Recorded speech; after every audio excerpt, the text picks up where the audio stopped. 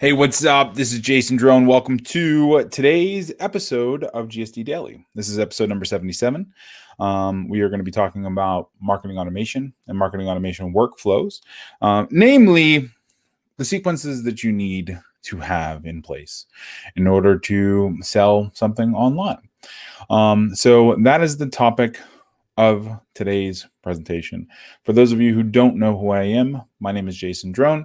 I'm the creator of doneforyou.com. We specialize in three things: building offers, building sales funnels, actually creating offers, building sales funnels, and then also, automating customer, basically automating buyer success, automating, marketing automation, driving traffic, like all that stuff. So that's pretty much what we fill our days with, is making our clients more money. And marketing automation is one of the ways we do that. So it isn't oftentimes kind of what we talked about yesterday. So yesterday we kind of introduced marketing automation, and we went through this idea that not everybody who comes to your website is going to buy. That is just it's a nature. It's just what happens. When I first started, I cannot express how confused I was, because I was like, well, I'm getting traffic. Why isn't that traffic converting? So I'm working so hard to get one visitor, like literally so hard to get one person to show up to my website. This was 13 years ago. When I had a blog and I didn't know what the fuck I was doing. I had no idea, and I think I had 7 or 8 visitors a day coming to the website. I had no idea, and then I went down the path of like SEO and trying to get stuff ranked and, so on and so forth. But, I remember thinking to myself, like, why doesn't one of these 7 people pull out their credit card and, buy something? Well, the fact is, first of all, I didn't understand sales copy or sales funnels or any of that other stuff. But more precisely, from a numbers standpoint, only a small percentage of people who hit your website are actually going to buy or raise their hand and say, yes, I am more interested. I'm interested in what you do. I want more information, blah, blah, blah. So at the end of the day, that's the reality. You might get 100 people coming to your website. You might get 1 buyer. You might get 4 buyers. You might get 12 buyers. It all depends on the sales funnel, depends on conversion, depends on execution, depends on so many other things that, we talk about from a sales standpoint. But you flip that coin, that means that 92% of people, 92 out of every 100 people who come to your website are not going to buy. So how do you get them to enter some sort of a marketing sequence where you can reach back out to them? And that is where marketing automation comes in. So if you're able to get their email address, you can send them marketing emails. If you're able to get their phone number, you can send them marketing text messages. If you're able to get them to opt into desktop notifications, then you can send them push notifications through your website. So there's so many different ways that you can trigger marketing automation that cleans up a lot of those prospects, that helps you move a lot of those people who aren't going to buy right now. They're not going to buy originally, but it helps you move them towards that buying action, through bonding, through engagement, through seeing you around, through social media. So that is what marketing automation is. Now, today's article, we're going to dive into 7 impactful marketing automation workflows. So that is a mouthful. Here, I'm going to drop the link here so you guys have access to it. So here's the link. I just threw it up over there in the comments so you can click over to it. When you go to this page, this video is actually this live stream. So you can go ahead and just subscribe there. Just hit that subscribe button. That would be awesome. Then this is so I have a podcast. I started doing a Done For You podcast a while ago, and we still get quite a few visitors from it, but I kind of retooled to this GSD Daily because this podcast that I was doing it a couple times a week, but it wasn't like a consistent daily thing like these are. So ended up kind of retooling to the GSD Daily, and this is kind of an old podcast. You're welcome to watch it. I don't know. So that was episode 19. So that was probably recorded sometime last year. So the camera probably sucks. I was 50 pounds heavier. So if you want to watch it, that's cool. So marketing automation workflows. Now, your marketing automation workflows, what happens when somebody does something? So it's basically like, you have a trigger. So the trigger is fired, and that can be a URL visit. It can be a form fill out. It can be somebody does something, they click on a link in an email. So there's always a trigger. And then the trigger, basically sends to a, some sort of a sequence. And the sequence is a set of actions. So it might be an email that goes out, a text that goes out, like any of that stuff. That is what marketing automation is. So you need to understand the trigger. You need to understand what is going to happen because of that trigger. It's an if-then statement. If this happens, then that happens. Or if this happens, then this other thing happens. You know what I mean? So in getting started with marketing automation, one of the easiest things to do, and you probably already have a CRM, but there are, most CRMs, not most, but CRMs are built for marketing automation, the digitally driven ones. We built one called Access. You have ActiveCampaign, Infusionsoft, like there's so many of them, and Access we really built just to be simpler and easier to use. The most important thing, though, is you want to make sure to keep your contacts group together. So when you are triggering marketing automation, let's say your trigger is everybody who signs up for a particular email list. Well, you should be able to see who all of the people who are signed up for that list and then act on them. So if you want to go through and add a tag to everybody kicking off a marketing automation, then you can absolutely do that. Now, you always want to keep sales automation in mind. So not only what goes out when somebody subscribes to a list, or when somebody visits a web page, or when somebody signs up for a lead magnet or whatever. You also want to think, what happens when somebody buys? So once that sale happens, then it gives you a golden opportunity to then have some really great onboarding information. Send out some emails, send them a text message. Hey, thank you so much. We're so excited to get to know you, blah, blah, blah. So there's all kinds of automation things that can happen for your buyers too. And those buyer automations are arguably way more important than a simple prospect automation. Those buyers are usually worth like 6 to 8 times more for your business long term.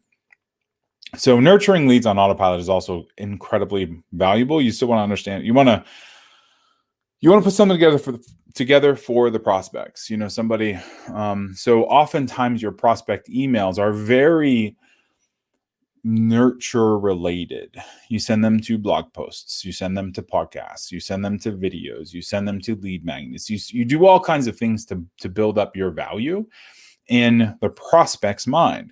Once they become a buyer, then the conversation changes. Now you're fulfilling on the thing that they bought, and you're also trying to ascend that relationship. You're trying to get them to, in some cases, purchase additional products or additional services, but the relationship has changed.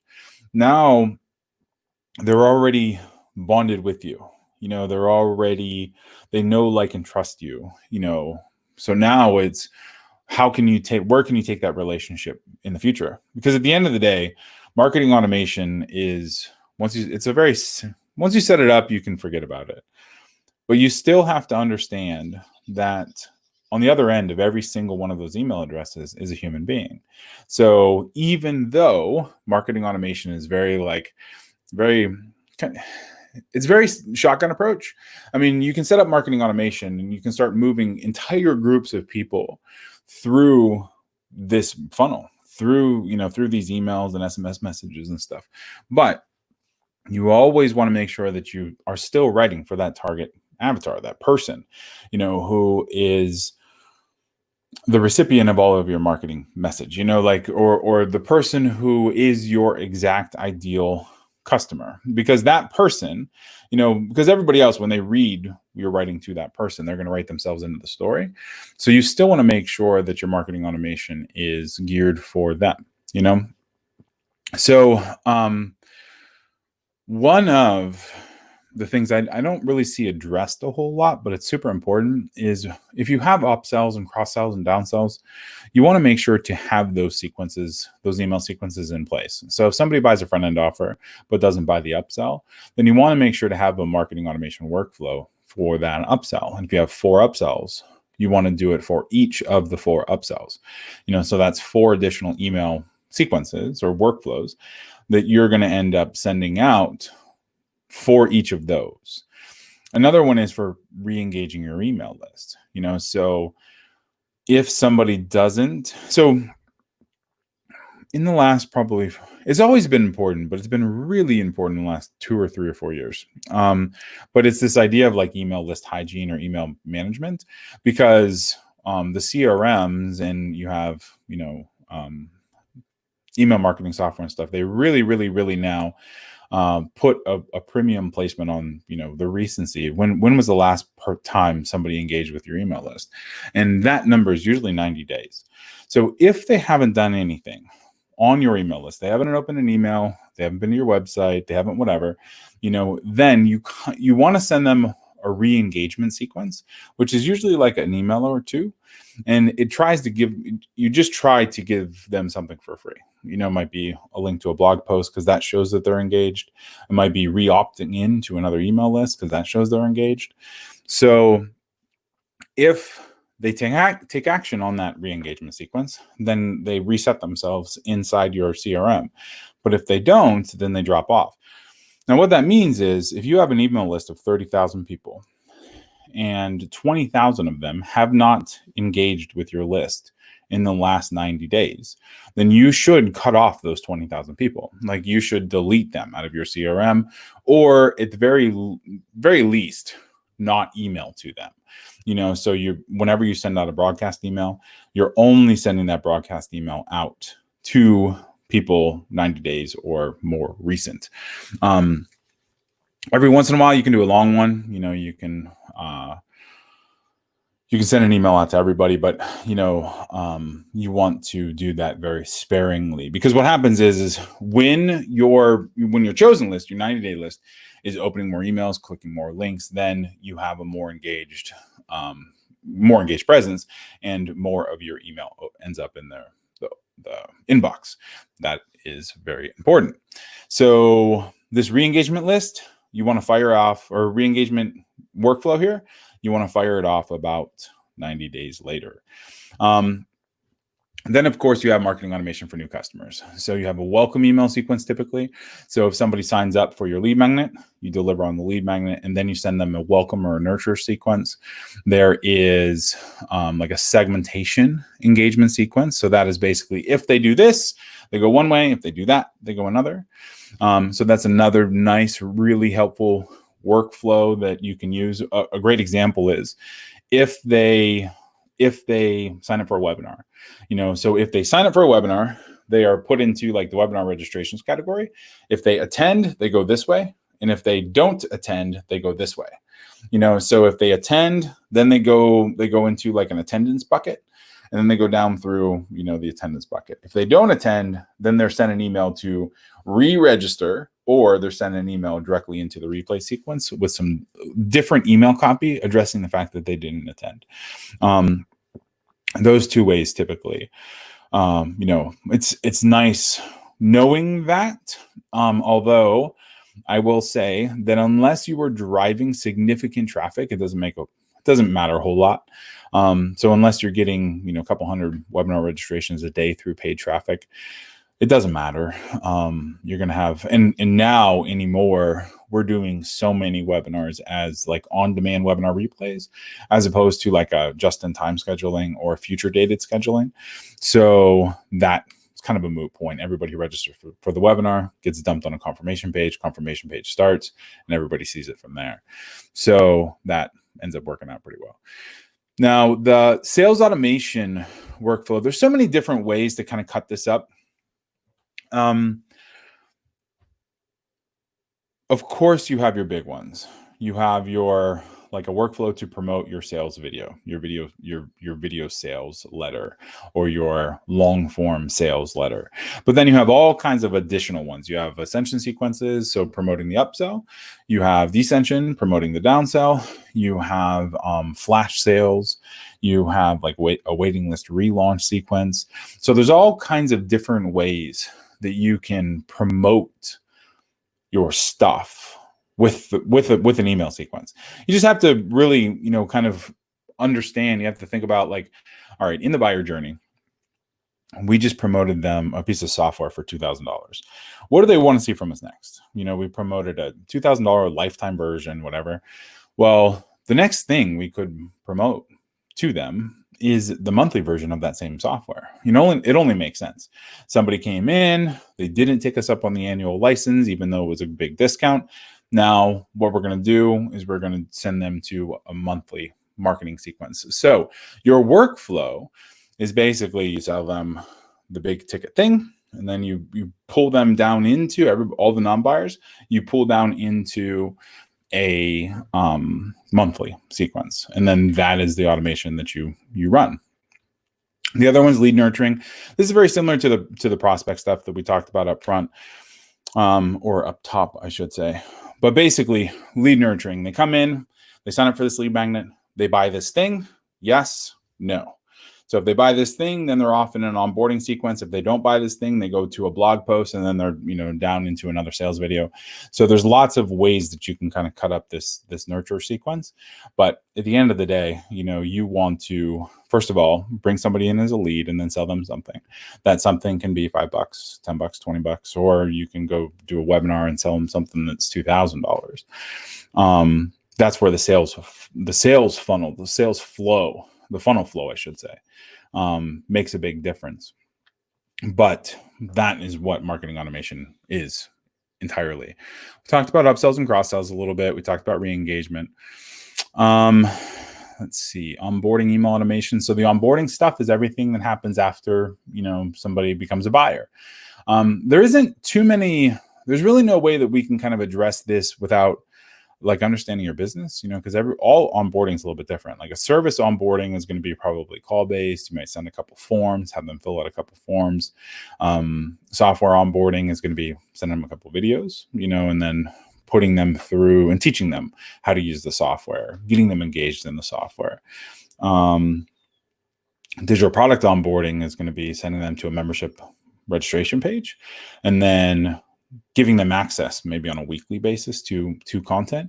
So your onboarding is all based on the thing you're selling. Like, what does that look like? So yeah, and then of course we have inside Access, we have these sequences that are all, kind of built out. So let me just log into Access real quick and show you how some of this works. Let's see.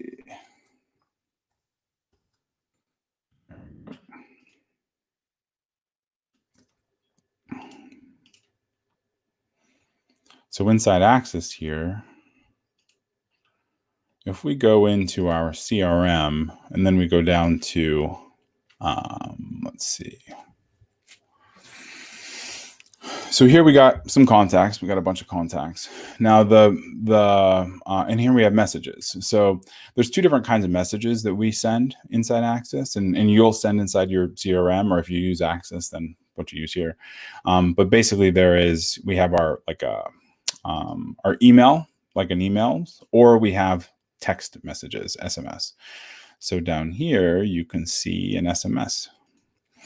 Nice and short, this is an Access test, blah, blah, blah.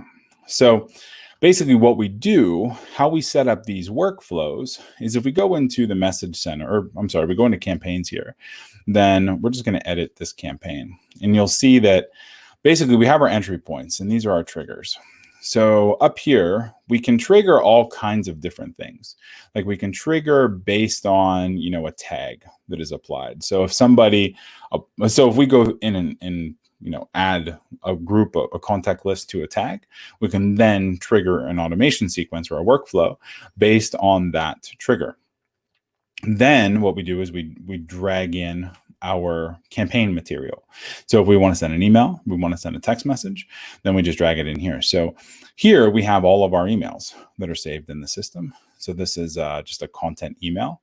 We're going to drag this in. And then if we want to send a text message, then we just drag the text message in. And so now what this means currently, if somebody fills out any of these two forms or gets tagged as these three tags, then they get an email, a text, an email, a text, an email. Well, of course, that doesn't work very well because we're just going to blow somebody up. So what we need to do is add a delay in. So now they get an email, then a text, then a delay, 1 day delay. And we can open this up and we can make this a 3-day delay just so we don't go too crazy. Then from there, we go into, let's say we want to do another delay. So we want to send an email, a text the next day. Then we have another day delay, email, email, text, email. So that now is our campaign workflow. The workflow itself isn't all that, I mean, the workflow is important, but the copy is even more important. So if we go into our email copy app here, then we will see all of those different types of workflows. So if we go to, we're going to add new, and then we're going to do just a workflow example. And that is going to be, let's see, we talked about flash sale a little bit. Where's flash sale? There it is right there. So then we're going to hit next. Then we're just going to type some stuff here. Product name, what is it? Blah, blah, blah.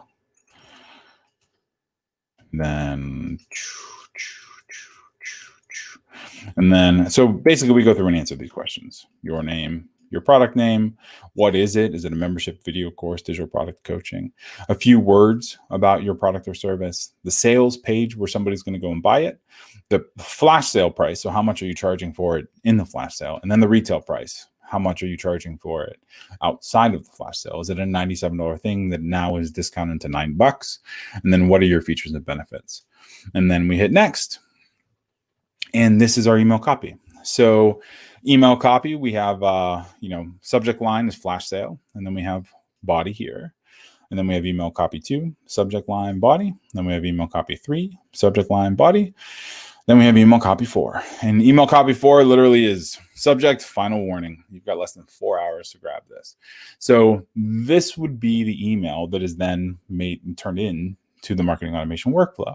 So when going back to all of these, you can then achieve, some pretty complicated workflows that are really very, very easy to set up because all of it is just drag and drop.